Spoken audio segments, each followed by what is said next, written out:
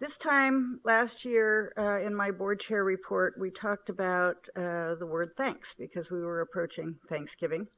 A unique word because it truly has no synonyms. It stands, what is the term, Fram? Sui generis. I still remember that from law school. We began our meeting yesterday with President Sakake's extraordinarily moving remarks about gratitude and the gratitude she felt, experience what she did up at Sonoma State. So I am reminded of the many things that we at the CSU have to be thankful and grateful for at this time of the year and at all times of the year. So I want to begin by thanking President Millie Garcia for being a very reliable attendee at the walk on Wednesday mornings at this board meeting. Thank you for showing up at 6:30 this morning. I will miss you on those walks. I will miss you at all times. Thank you for your contributions to Fullerton, to the CSU, and really to higher education in this world. You are making us proud, and you are making us miss you terribly. Thank you. I want to also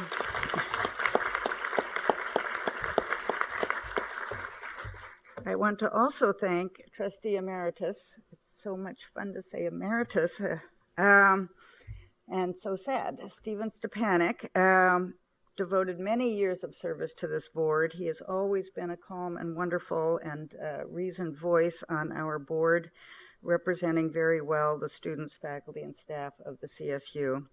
I have personally enjoyed working with Stephen. I know that he too, like me, has a life passion, not for birds, but for trains, it appears. He knows everything about trains, just ask him. Passion is good, and certainly it has been a characteristic of Stephen Stepanek on this board and of all my fellow trustees, and I appreciate it.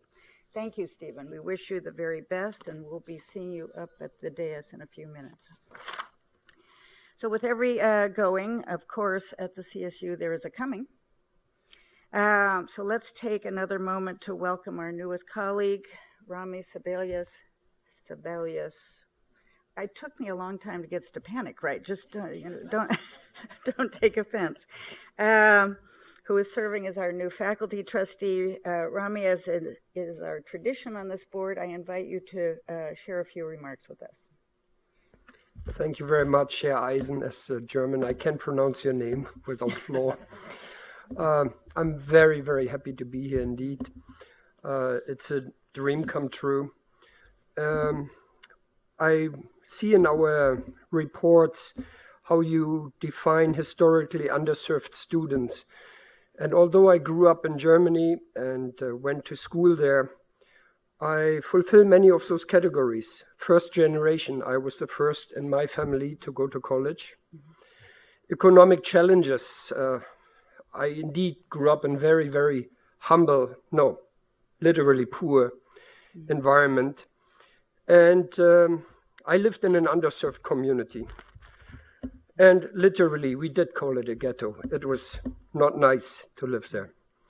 College readiness, I must say I was good in school, so that in that sense I didn't qualify. But the institutions of Germany where tuition is free and where there is support for students allowed me, despite all the challenges, to complete an education.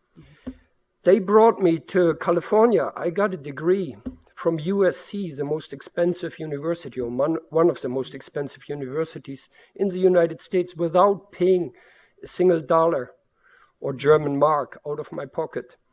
So I understand how institutions can facilitate social upward mobility.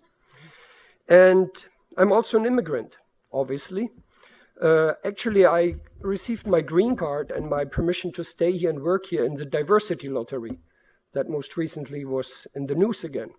So in many ways and respects, while I'm a foreigner and a stranger, I'm familiar with the experience that many of our students have. So I'm very happy to be here to serve the state of California, to serve our students, and to be among this distinguished group. Thank you very much. Thank you so much, and welcome again. We have some very big news for this meeting. A recent public opinion survey by the Public Policy Institute of California, which is entitled Californians and Higher Education, has reported on California's perceptions of a variety of topics related to higher education in California. It is not surprising, but it is still very gratifying to see that the CSU fared very well in the realm of public opinion. Of those surveyed, 65% gave the university a good or an excellent rating for quality, and that is almost a 10% improvement over 2011 when the survey was last conducted. The survey does provide us with further opportunities for reflection and growth, and I, for one, want to see that remaining 35% go our way. But I am very buoyed by the fact that the majority of Californians join us in our concern for our Dreamer students and employees, and a vast majority say that higher education, and the CSU in particular, is very important to the future quality of life and the economic vitality of California. I am very anxious to take this message forward to Californians, on behalf of Californians, to Sacramento and to Washington, D.C. in the months ahead. So as many of you know, Stephen Stepanek and I, and now Rami and I, will be working with a number of our student leaders and our esteemed faculty on what we call the GE Task Force. One of the topics that we talk about in the GE Task Force is what are the qualities, or as I've been taught to say, dispositions that we want our students to have when they leave this university. What are those signature qualities that every student should leave here with?